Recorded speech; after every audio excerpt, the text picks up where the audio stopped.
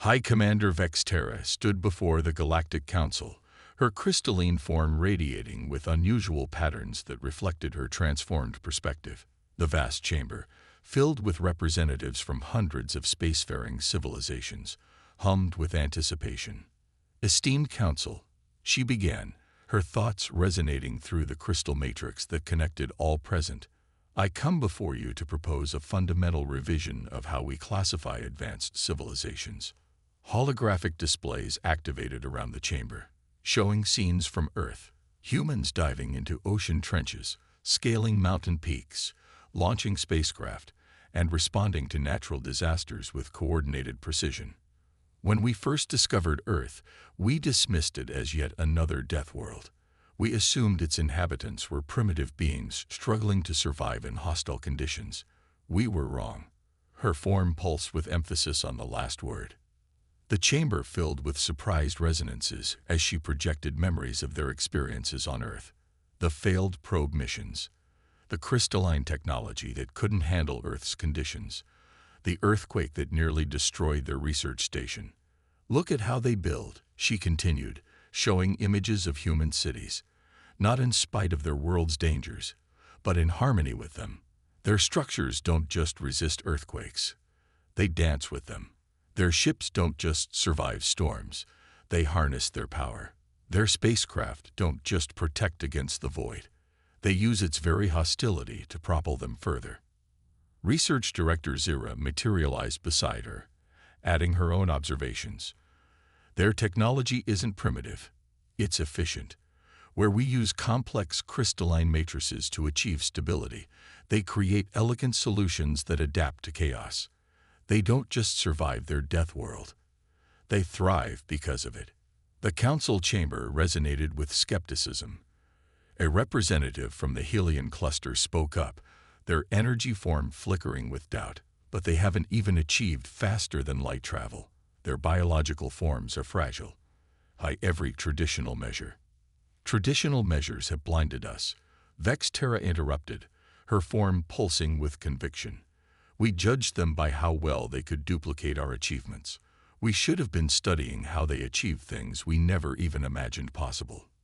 She projected new images, humans working together during disasters, adapting to new challenges, pushing the boundaries of their own limitations. Their greatest technology isn't in their machines or their buildings. It's in their ability to adapt, to innovate, to cooperate. Every challenge their world presence doesn't break them, it makes them stronger.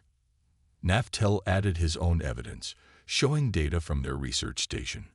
Their bodies are in constant adaptation. Their societies evolve with each crisis. Their technology advances not through perfect replication, but through continuous innovation. They don't seek to escape or dominate their world's challenges. They embrace them as opportunities to grow. Most remarkably, Zura continued, they eagerly share their knowledge. When our station was about to fail, they didn't hesitate to help us adapt our technology. They showed us how to make our rigid crystalline structures flow with Earth's forces rather than shatter against them. Vexterra's form pulsed with her concluding resonance. "We came to Earth thinking we would study a primitive species on a death world. Instead, we found beings who have turned their harsh world into a crucible of innovation. They've developed strengths we never knew were possible because we never had to face the challenges that forged them." She paused, letting her next words ripple through the chamber with careful deliberation. "I propose that we reclassify Earth, not as a death world, but as a crucible world, a place where the very hostility of the environment drives the evolution of something extraordinary. And I further propose that we establish a permanent diplomatic mission to Earth, not to study them, but to learn from them." The chamber erupted in a cascade of resonant frequencies as the council members debated this radical proposal. But Vexterra stood firm, her crystalline form reflecting the certainty of her conviction. "We thought ourselves the ultimate spacefaring civilization because we conquered the void," she concluded. "But humans have learned to dance with chaos itself, and perhaps that, more than any technology we possess, is the true mark of an advanced civilization. As the council chamber buzzed with discussion, Vexterra shared a final image, a human child, learning to walk, falling down, getting up again, adapting, growing stronger. In that simple scene lay the truth they had discovered on Earth, that true advancement comes not from avoiding challenges, but from embracing them as opportunities to evolve. They had chosen this location carefully, a high-altitude site far from human settlements, where the thinner air would be less taxing on their crystalline forms. But even here, at what humans would call the peak of Mount Logan, the conditions were far from comfortable. The module touched down on the snow-covered peak, its landing struts immediately sinking deeper than expected into the seemingly solid surface. Zyra's form pulsed with irritation as she initiated the base's crystallization process, their standard method of establishing research outposts by growing structures from their ship's living crystal. "Something's wrong," Naftel announced, his form flickering rapidly. "The crystal isn't forming properly. The temperature fluctuations are interfering with the growth pattern." Zyra observed with mounting concern as their attempted structure grew in twisted, unstable configurations. The extreme temperature swings between day and night were causing unexpected stress patterns in their living crystal technology. What worked perfectly on hundreds of other worlds was failing here, on this supposedly primitive planet. "Adapt the crystalline matrix," she ordered. "Incorporate local materials for insulation." As they struggled to modify their technology, a new challenge emerged. Dark clouds gathered with unexpected speed, bringing with them a meteorological phenomenon their sensors had failed to properly analyze. "Energy discharge detected in the atmosphere," Naftel warned, moments before a brilliant flash of lightning struck their partially formed structure. The crystalline material, normally an excellent conductor of their own energy forms, reacted violently to Earth's raw electrical power. The entire research team watched in shock as their base, technology that had survived the vacuum of space and the acid rains of gas giants, began to fracture under the assault of a simple thunderstorm.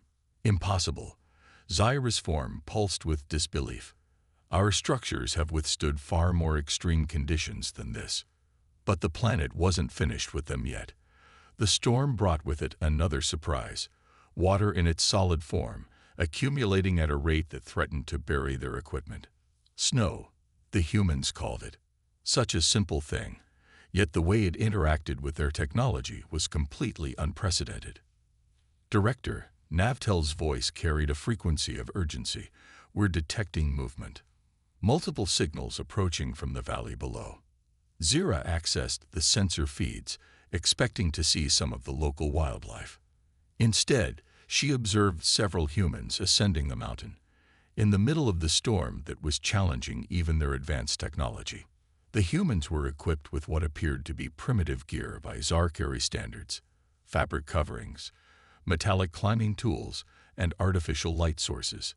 Yet they moved through the lethal conditions with practiced ease, their bodies adapting to the thin air and bitter cold in ways that seemed to defy their organic limitations. "How?" Zyra's form flickered with a mixture of disbelief and dawning comprehension. "How are they surviving these conditions with such basic technology?"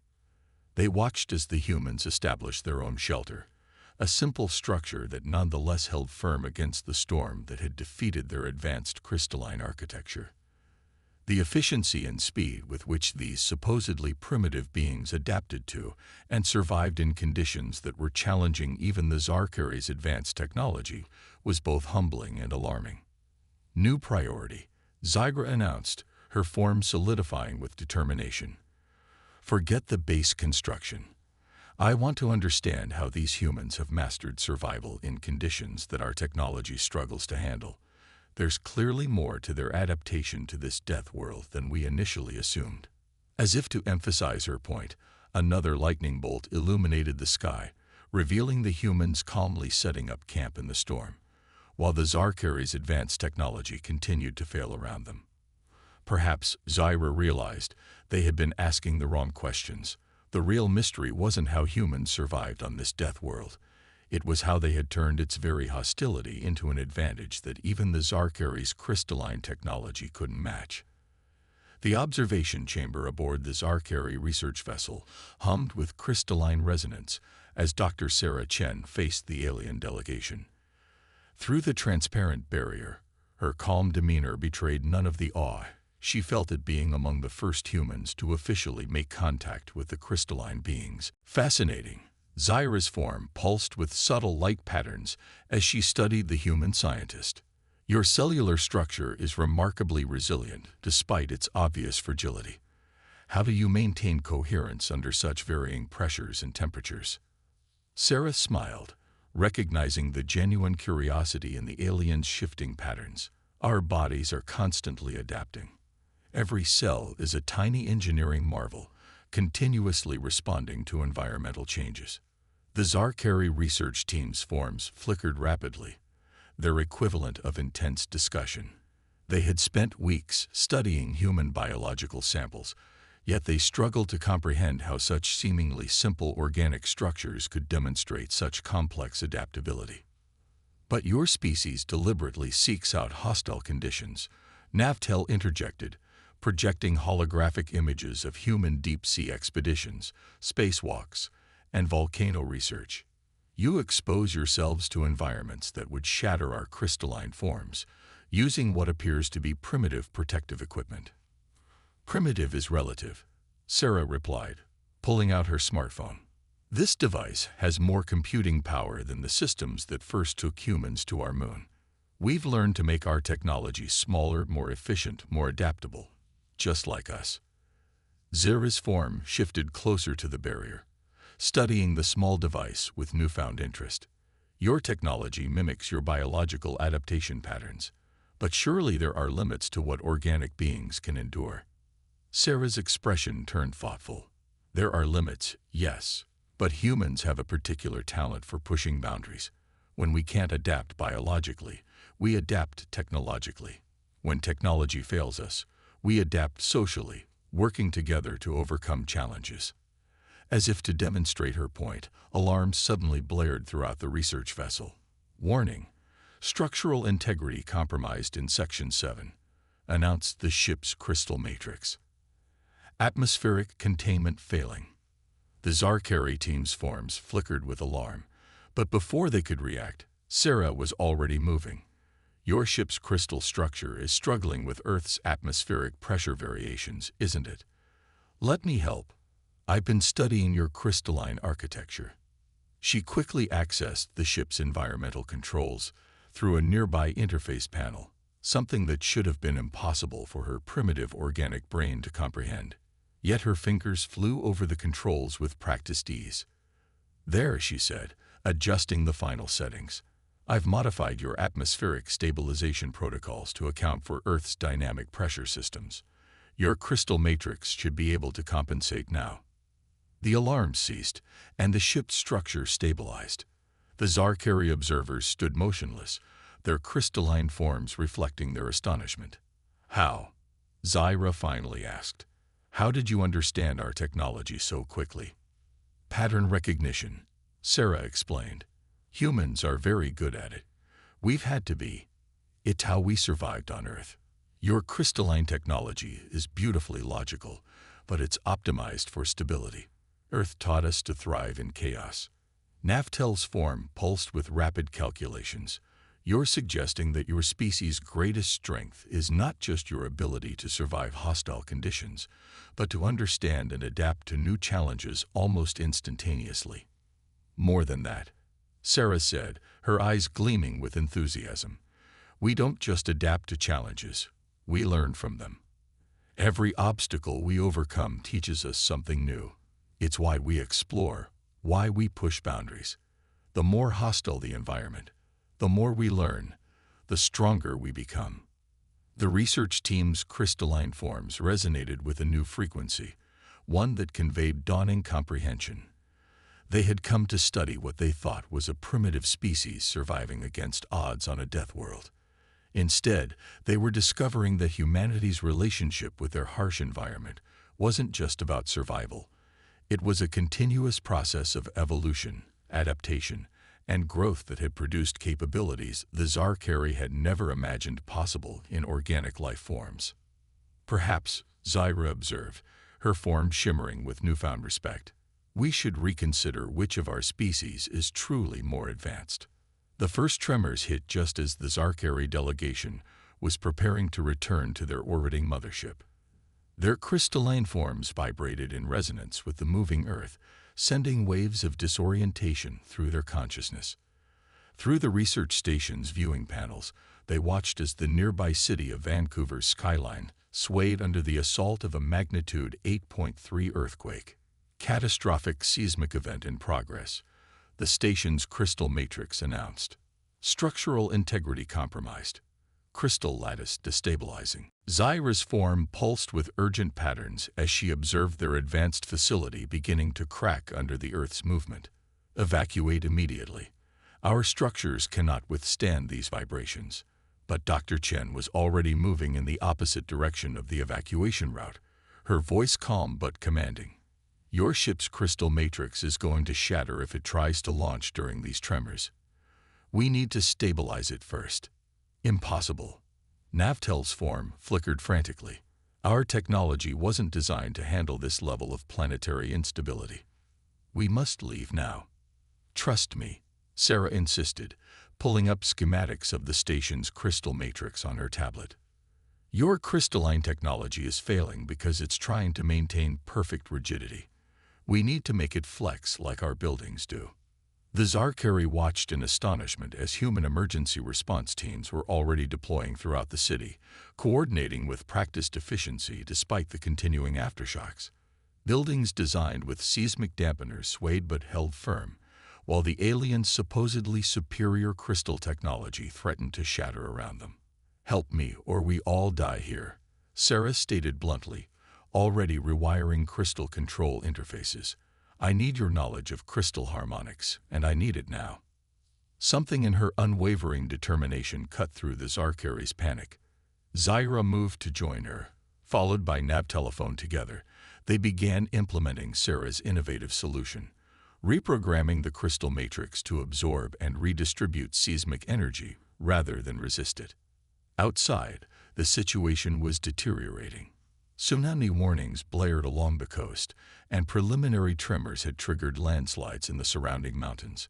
But instead of descending into chaos, humans seemed to shift into an entirely new mode of operation. Through the station's monitors, the aliens watched as emergency protocols kicked in across the city. Buildings automatically engaged their seismic protection systems. Citizens moved with purpose to designated safety zones, helping others along the way. First responders coordinated with military units to begin evacuations of vulnerable areas. Your species has prepared for this level of disaster? Zyra asked incredulously as they worked. Sarah's hands never stopped moving across the control interface. We've learned to prepare for everything. Earth taught us that a long time ago. Every disaster makes us better at handling the next one. The ground heaved again, and more warning lights flashed across the crystal interfaces. But now the station's structure began to adapt, its crystal lattice flowing and flexing with the Earth's movement instead of fighting against it.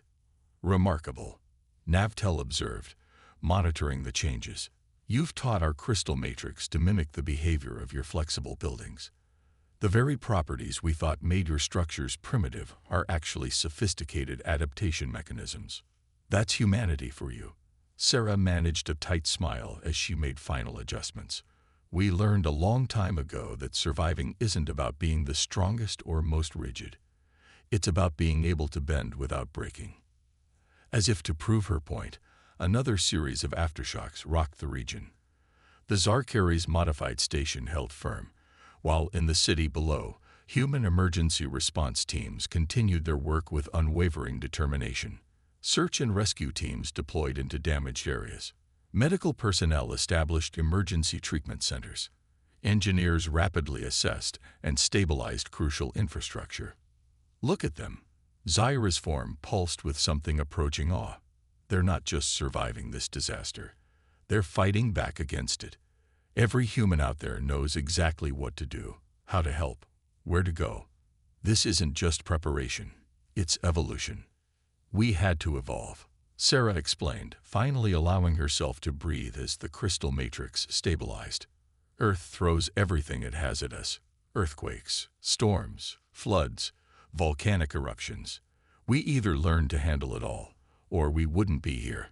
But more than that, we learn to help each other handle it. That's our real strength. The Zarkari delegation watched as humans continued their coordinated response to the disaster, demonstrating a level of resilience and adaptation that went far beyond mere survival. In the face of their planet's fury, humans showed not just technological preparedness, but a sophisticated social and organizational adaptation that the crystalline beings were only beginning to understand. High Commander Vex Terra stood at the observation deck of the Zarkari mothership, her crystalline form refracting the light of the distant yellow star. The third planet of this unremarkable system had initially seemed like any other Deathworld they had encountered in their centuries of exploration.